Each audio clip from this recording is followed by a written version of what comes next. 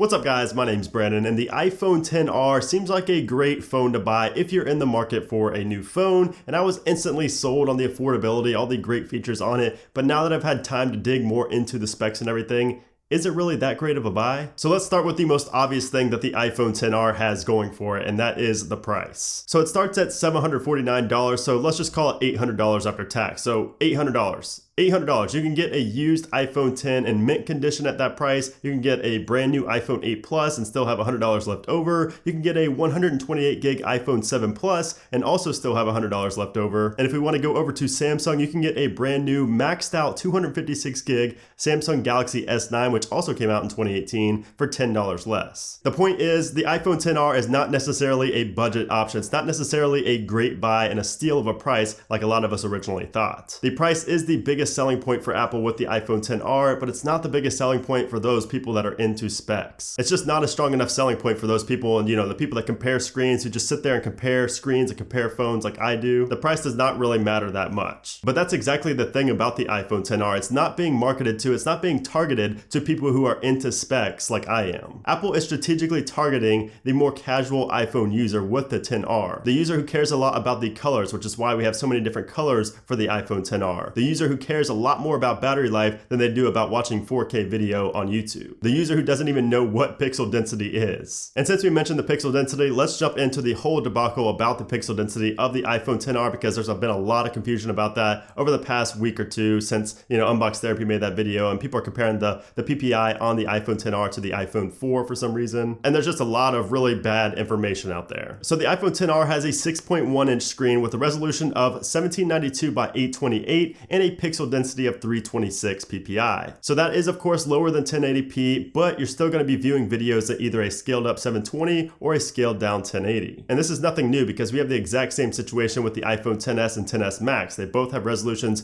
bigger than 1080p, but not quite 4K big. So both of those phones either get an upscaled 1080 or a downscaled 4K when watching video. And like I mentioned earlier, that comparison to the iPhone 4, just because it has the same pixel density, which by the way, the iPhone 8 also had 326 ppi. So anybody that compared the iPhone XR to the iPhone 4 is just clueless when it comes to smartphones. Now, I'm not saying that the display on the iPhone XR is going to be amazing. It's not going to be breathtaking like it is on something like the Note 9. However, you are probably not going to notice a big difference in real life. I mean, when you go into the Apple Store later this month when the iPhone XR is actually released, you're going to have the iPhone XR sitting there beside all the other iPhones, and you're going to quickly realize that the difference in the screen, the quality, is not that significant. I mean, unless you're going to be using something like a VR headset, you're really not going to notice a big difference in the screen, especially comparing the XS to the XR. I mean, you may notice a difference between the Note 9 and the XR, but compared to the 10, the XS, the XS Max, I have a hard time thinking that you're going to actually see a big difference in the displays. Because once again, pixel density is not near everything when it comes to a display. We're going to have amazing colors on the XR. We have the wide color gamut and just so many great things going for the display still. Even though it's LCD, we still have a great display on the XR. And I'd even venture out to say that it's going to be a better display than the iPhone 8, which I will be comparing that here on the channel. Now, when we talk about the internals of the iPhone XR, this is where things get even more interesting, because the iPhone XR is going to have the exact same chipset as the iPhone XS and XS Max. And that is, of course, Apple's new A12 Bionic chip, and the XR is going to have 3 gigabytes of RAM, which is the same as the iPhone X of last year. So let's round all that up real quick. So we have a lower resolution, we have the same powerful A12 Bionic chip but 3 gigabytes of RAM, and we have a big battery, a bigger battery than the iPhone XS.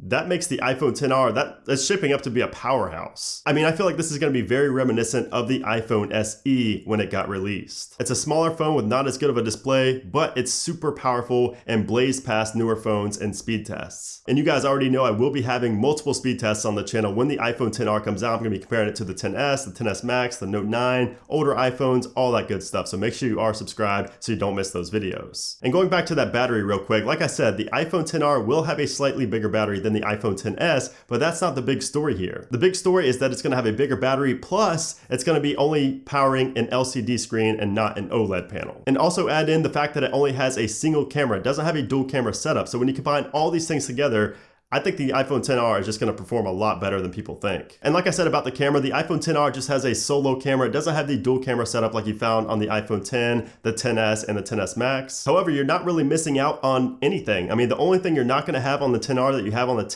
the XS, and the XS Max is going to be that 2x optical zoom. You're going to have everything else that the other models have, including the most important thing of all, and that's Smart HDR. You're going to have Smart HDR, you're going to have the portrait settings, you're going to have portrait selfies, all that good stuff on the iPhone XR as well. And it's all going to be only powered by one camera, which I would assume takes up less battery life as well. So yes, I'm expecting the battery to be great on the iPhone XR. So now why exactly should you think twice before buying the iPhone XR? And I think that really boils down to what type of user you are. Once again, if you are a power user who likes to have the latest spec'd out devices, you want the latest and greatest and everything, the iPhone XR is definitely not going to be for you. And you probably already realized that and maybe picked up an iPhone XS, XS Max, or maybe you're waiting until next year's iPhones. But if you're not one of those users who sits there and dissects the pixel density, if you just look really close at the display and see, oh, this display is not as good as this one, so I'm not going to get this phone. Or if you take camera comparisons or speed comparisons to heart and you just truly believe in those 100%, then the iPhone XR is going to be a great buy for you. Now, I did have all those price comparisons in the beginning, but still, the iPhone XR is going to have the look and feel of an iPhone X, which, like I said, it's going to feel premium, it's going to look premium, and you're going to have that variety of colors to choose from. I think there's a lot of good things going for the iPhone XR. You just have to realize that it is targeted more towards the casual user, but it is also going to be a powerhouse. It's going to be very, very fast. Its variety of colors, its impressive battery life, its powerful internals, the solid camera, and the affordability are all likely to push the iPhone XR to outsell the iPhone XS and the iPhone XS Max this holiday season. And I even said when I first saw this phone announced that I think it's going to outsell every phone this year, and I still actually stand behind that. But once again, I think there were a lot of things that I talked about in this video that you probably needed to know before thinking about buying the iPhone XR. Some things in here may have had you think twice before buying the iPhone XR, so that's exactly why I wanted to make this video, so you knew everything before you went into buying it. But anyways, guys, there you have it. That is my take on the iPhone XR. I will, of course, be having one here on the channel, so make sure you stay tuned. A lot of videos and comparisons coming with that phone because I think it's a very, very interesting phone. So yeah, if you guys enjoyed the video, I would really appreciate it if you give it a thumbs up. Also, make sure to leave a comment down below with any kind of thoughts you have on the iPhone XR. If you agree, if you disagree with me, let me know your thoughts down there in the comment section below. But anyways, guys, thanks again for watching, and I'll see you soon.